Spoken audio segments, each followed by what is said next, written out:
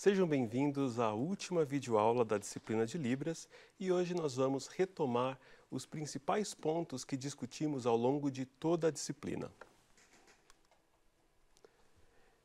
Começamos a nossa jornada, o nosso estudo a respeito da língua de sinais, da comunidade surda, da educação de surdos, tratando da história de educação de surdos na Europa e nos Estados Unidos.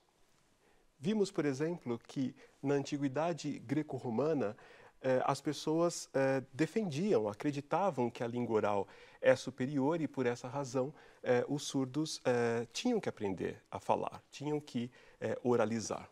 O mesmo aconteceu na Idade Média, apesar de terem surgido os primeiros educadores de surdos, que faziam uso do alfabeto manual, enfim, e de outros recursos, mas também com o objetivo de ensinar os surdos a falar, de ensinar os surdos a produzir palavras e frases na língua oral. Na Idade Moderna temos o Congresso de Milão, que é um evento que muda drasticamente o curso da história da educação de surdos com a institucionalização do método oral puro na educação de surdos. E na Idade Contemporânea vemos outros momentos surgindo, né? A comunicação total e o bilinguismo, sobre o qual falaremos um pouco mais daqui a pouco. No que diz respeito à história da educação de surdos no Brasil, vimos que o marco inicial foi justamente a fundação do Instituto Nacional de Educação de Surdos em 1857, que contou com a ajuda de um educador surdo francês chamado Padre Rouet. Vimos também os primórdios do movimento político surdo, que teve como uma de suas grandes conquistas a Lei de Libras e o Decreto 5.626 de 2005, que regulamenta essa lei. A grande importância dessa lei e também do decreto é justamente o reconhecimento oficial da língua brasileira de sinais como meio de comunicação e expressão da comunidade surda brasileira. Vimos que a política educacional brasileira prima pela inclusão educacional de alunos independentemente de suas diferenças linguísticas, étnicas, sociais, e que, de certa forma, isso ameaça os planos da comunidade surda, os anseios da comunidade surda de ser educada através da língua de sinais, uma vez que os alunos surdos também acabam sendo obrigados a estudar em escolas regulares, onde a língua de instrução não é a língua de sinais, mas sim a língua portuguesa. Vimos o movimento surdo contra, por exemplo, o fechamento do INES, do mais importante Instituto de Educação de Surdos que temos no Brasil, e também um movimento surdo chamado Setembro Azul e a sua vitória com o direito de a comunidade surda receber educação bilíngue. Tratamos das três principais filosofias educacionais que se manifestaram ao longo da história da educação de surdos.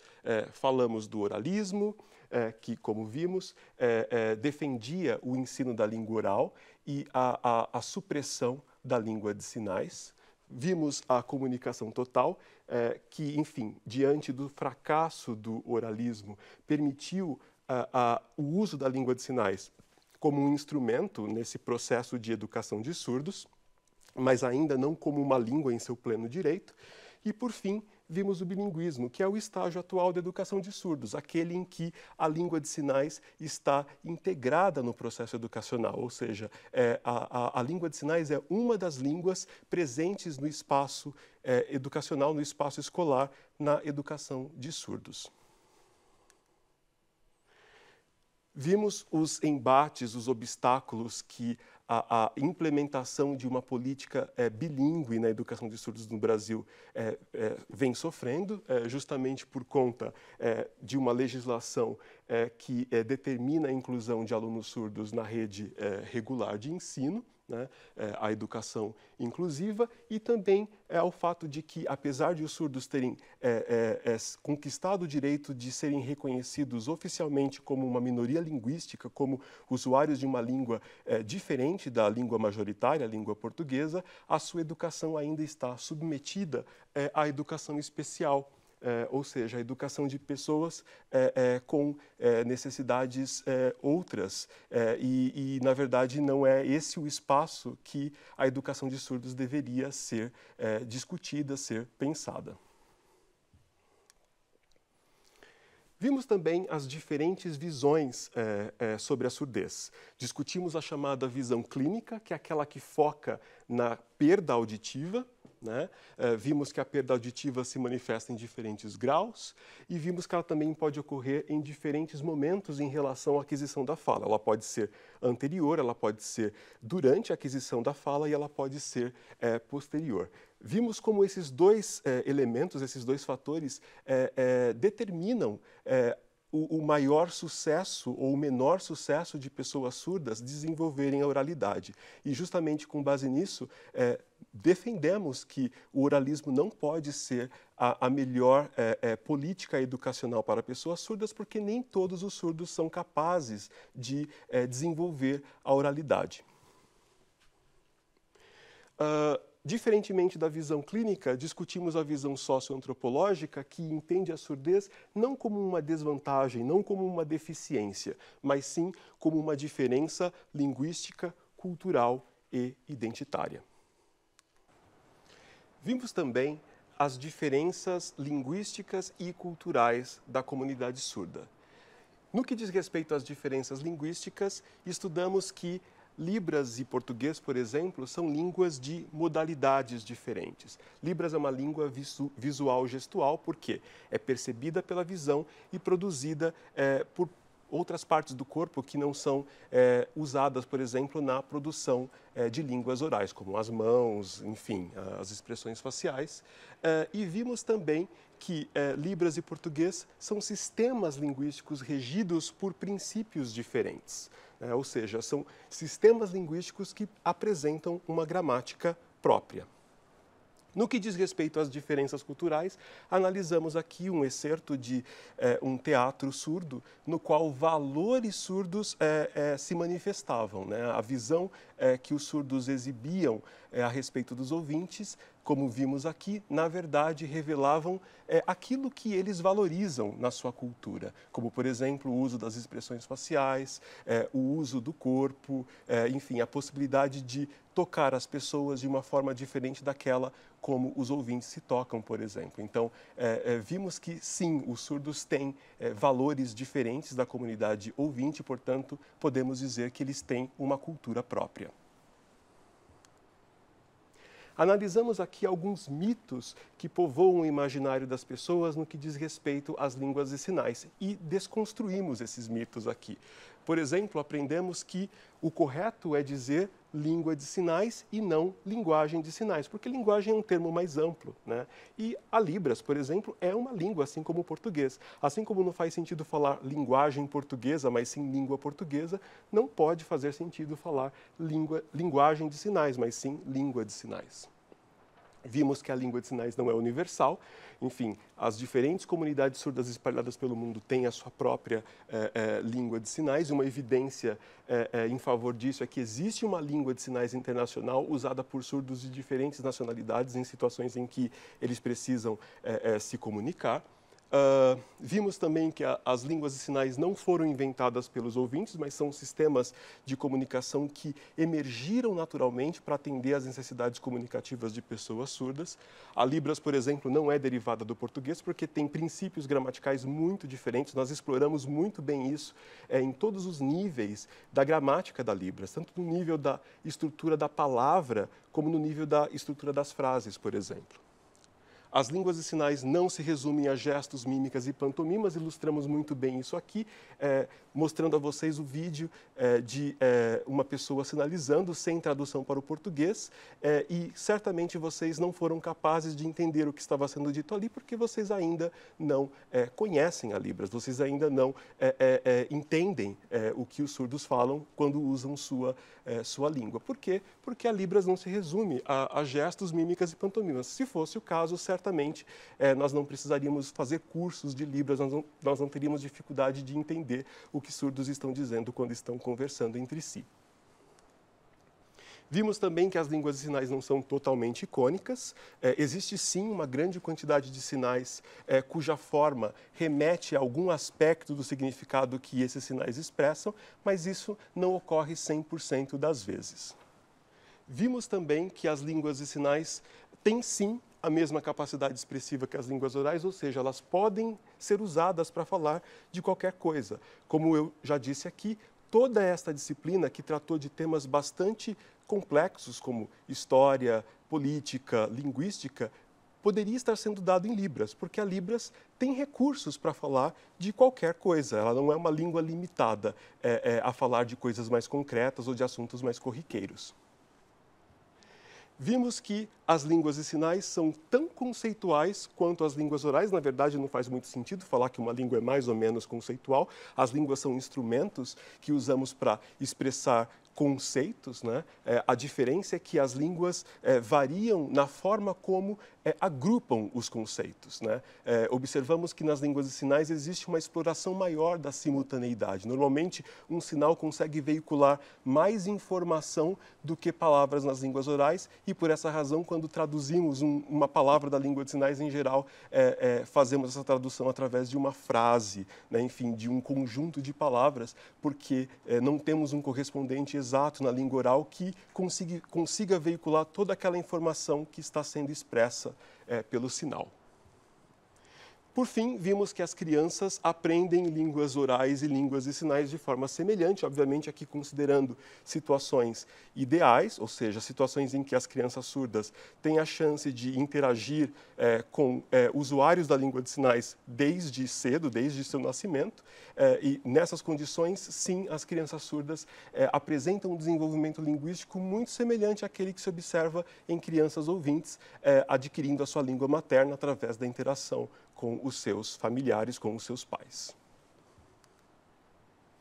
Exploramos aqui propriedades das línguas naturais tidas como universais e ilustramos como todas elas estão presentes nas línguas de sinais, o que reforça o estatuto de língua natural dessas línguas. Vimos, por exemplo, que, embora as palavras das línguas de sinais sejam majoritariamente icônicas, isso não significa que as diferentes línguas de sinais representem o mesmo conceito de forma igual, o que revela uma certa arbitrariedade na escolha do aspecto daquele referente que vai ser selecionado para a formação, para a expressão de um sinal. Vimos que as línguas de sinais apresentam gramaticalidade, ou seja, existem regras abstratas que determinam como que as palavras das línguas de sinais podem ou não se combinar. Vimos também que as línguas de sinais apresentam dupla articulação, ou seja, elas podem ser analisadas em dois planos, um plano das unidades significativas e um plano das unidades distintivas. Vimos que, assim como as línguas orais, as línguas de sinais são transmitidas de geração para geração. Vimos que elas apresentam a propriedade da intercambiabilidade, ou seja, os papéis comunicativos podem ser trocados quando os surdos estão conversando, aquele que está sinalizando é o emissor, aquele que está, enfim, recebendo essa mensagem é o receptor, mas esses papéis podem se trocar, assim como na comunicação entre ouvintes, por exemplo. Mas isso não se manifesta em outros sistemas de comunicação, como, por exemplo, as placas de trânsito. Não existe essa intercambiabilidade. Ou seja, as línguas de sinais estão no mesmo grupo das línguas orais, por exibirem essa propriedade, e não no grupo de outros sistemas de comunicação, como, por exemplo, as placas de trânsito. A reflexividade representa, enfim, tem a ver com a capacidade de usarmos as línguas de sinais para falar delas próprias, né? Assim como a gente pode usar o português para explicar como o português funciona, a gente pode também usar a Libras para explicar como essa língua funciona, como são os seus princípios gramaticais. Isso é o que a gente chama de função metalinguística da língua. Vimos que, assim como as línguas orais, as línguas de sinais apresentam deslocamento de pessoa, de tempo e de espaço, ou seja, é possível falar de pessoas, tempos e espaços que não são aqueles imediatos, que são aqueles presentes no momento da comunicação. E vimos que as línguas de sinais são tão criativas quanto as línguas orais, no sentido de permitirem a criação de novos recursos para descrever novas realidades. Dito isso, vimos que as línguas de sinais exibem propriedades muito parecidas, embora em grande medida diferentes, das línguas orais. Estudamos, por exemplo, as unidades que constituem as palavras das línguas de sinais e vimos que, assim como nas línguas orais, essas unidades são finitas, essas unidades têm a capacidade de distinguir uma palavra da outra. Vimos que, por serem finitas, elas reaparecem, elas são reutilizadas na formação das palavras daquela língua, e vimos que elas podem variar sem alterar o significado da palavra. Então, isso tem a ver com o que discutimos na nossa última videoaula. As línguas de sinais, assim como as línguas orais, variam na sua realização. As pessoas não falam, não sinalizam da mesma forma.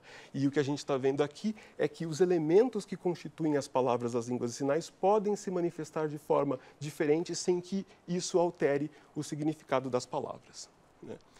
Porém, discutimos aqui também uma diferença substancial no que diz respeito à estrutura interna das palavras das línguas de sinais. Vimos que nas línguas orais predomina a linearidade, a sequencialidade. As unidades que formam as palavras são produzidas uma atrás das outras, enquanto as unidades que formam as palavras das línguas de sinais são produzidas simultaneamente. Vimos também que as línguas de sinais exibem processos de formação de novas palavras e processo de modificação de palavras já existentes, tal como se observa nas línguas orais. No que diz respeito aos processos de formação de novas palavras, vimos que ele pode se dar tanto através da alteração de um dos elementos que forma a palavra primitiva e também por meio da composição, ou seja, da junção de duas palavras já existentes. Vimos que, assim como as palavras das línguas orais, as palavras das línguas de sinais podem sofrer modificação na sua forma para agregar informações como, por exemplo, de quantidade, de negação, informação espacial ou mesmo do formato do objeto a que faz referência. Depois estudamos o papel das expressões faciais na gramática das línguas de sinais. E também vimos como na Libras as expressões faciais são empregadas na diferenciação de tipos de frases, frases afirmativas, frases negativas, frases interrogativas. Estudamos também a organização, a estruturação das frases nas línguas de sinais e quando discutimos dados de Libras, vimos que o tipo de verbo que compõe a frase determina uma maior ou uma menor flexibilidade dos elementos que formam essas frases. Frases compostas por verbos direcionais apresentam uma flexibilidade maior em relação à posição dos seus sujeitos e objetos, ao passo que frases formadas por verbos não direcionais apresentam uma ordem mais fixa e menos variável. Também estudamos as línguas de sinais no contexto social. Vimos, por exemplo, que é difícil definir quem são os membros da comunidade surda, dado que estes não podem ser definidos exclusivamente com base no uso da língua de sinais ou exclusivamente com base na questão audiológica. Há pessoas que usam a língua de sinais, por exemplo, por razões profissionais, mas que por não frequentarem espaços enfim, normalmente frequentados por pessoas surdas como associação, por não partilharem das atividades da comunidade surda, não são vistas pelos surdos como membros de sua comunidade. Os surdos também não reconhecem como membros de sua comunidade pessoas que, enfim, ouvintes que perderam a sua audição em algum momento da vida, que não usam língua de sinais e que não participam das atividades da comunidade surda, que não partilham de uma cultura, de uma identidade surda. Essas pessoas também não são vistas como membros da comunidade surda. Então, o que parece ser mais importante para determinar se alguém é ou não membro da comunidade surda é justamente essa vivência, essa convivência com a comunidade surda, o que permite, por exemplo, que pessoas ouvintes que usem língua de sinais e convivam com surdos sejam vistas pelos surdos como membros de sua comunidade. Vimos que a língua da comunidade surda brasileira é a Libras e que ela difere da língua oral majoritária, porque tem uma gramática própria. Vimos também que os surdos vivem numa situação de bilinguismo diglóssico, porque a língua de sinais brasileira não desfruta do mesmo status que a língua portuguesa, por exemplo. E, por fim, vimos que, assim como as línguas orais, as línguas de sinais, e a Libras não seria uma exceção, variam em sua manifestação, ou seja, os usuários da língua de sinais brasileira não sinalizam da mesma forma. Eles apresentam variação tanto na pronúncia das palavras, quanto nas palavras que usam, quanto nas regras gramaticais que empregam. Infelizmente, a gente sabe muito pouco a respeito disso, porque os estudos linguísticos a respeito da variação na língua de sinais, ou mesmo da gramática da Libras, ainda estão no seu início. Mas, certamente, no futuro, com o avanço dessas pesquisas, esse conhecimento vai se ampliar. Espero que vocês tenham aproveitado muito essa disciplina e que vocês, daqui para frente, tenham condições de encarar as pessoas surdas de uma forma diferente, de entender que os seus futuros alunos surdos têm uma língua diferente da língua majoritária, têm uma cultura diferente e que precisam ter essas diferenças respeitadas. Muito obrigado pela sua atenção.